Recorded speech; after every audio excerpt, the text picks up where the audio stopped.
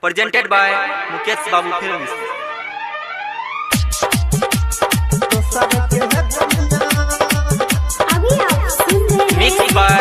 Atif माँ Durga music की प्रस्तुति सुमित सतीश रनिया के रनिया बनबे तुझे दोसर के है कनिया गे रनिया के रनिया बनबे तुझे दोसर के है कनिया दीवाना के छोड़ के दीवाना के छोड़ के दीवाना के छोड़ के है दीवाना के छोड़ के ते ससुरा जे जइबे त डीजे बजा के बड़िए बोगे सुन न रनिया के रनिया बनबे तुझे दोसर के है कनिया रनिया के रनिया बनबे तुझे दोसर के है कनिया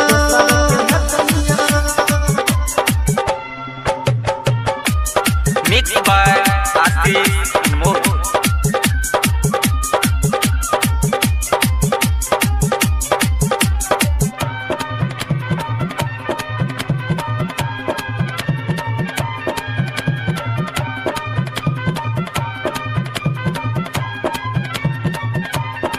Presented by Mukesh Babu Films.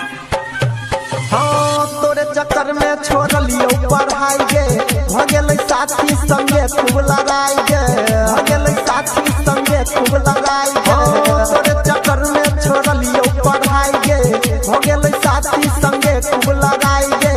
एक बेर पाइर तोड़ल को तोहर भाई गे सदर हॉस्पिटल में पड़ल कही दवाई गे सदर हॉस्पिटल में पड़ल कही दवाई गे तैयो मुँह मोड़ के तैयो मुँह मोड़ के तैयो मुँह मोड़ के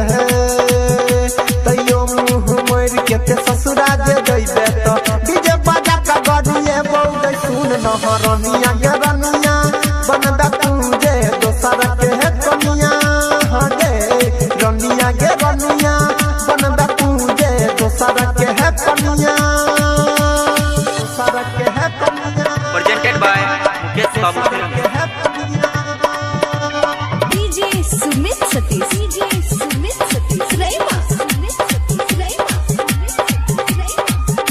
Mixed by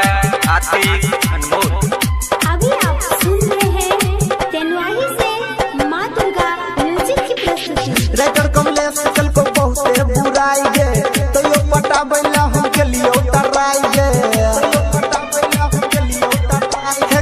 राइटर कमलेश कल को बहुते बुराई गे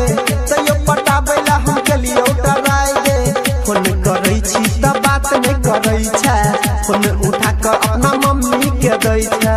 फोन उठा के अपना मम्मी के दै छै अनिल के छोड़ के अनिल के छोड़ के अनिल के छोड़ के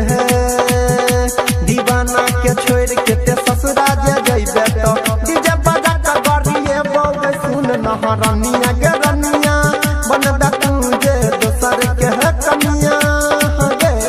रनिया गे रनिया बनबे तुझे दोसर के है कनिया दीवाना के छोड़ को दीवाना के छोड़ को दीवाना के छोड़ को दीवाना के छोड़ को ते ससुरा जे जइबे त डीजे बजा के गड़िए बोगे सुन न रनिया गे रनिया बनबे तुझे दोसर के है कनिया गे रनिया गे रनिया बनबे तुझे दोसर के है कनिया Presented by Mukesh Babu Films.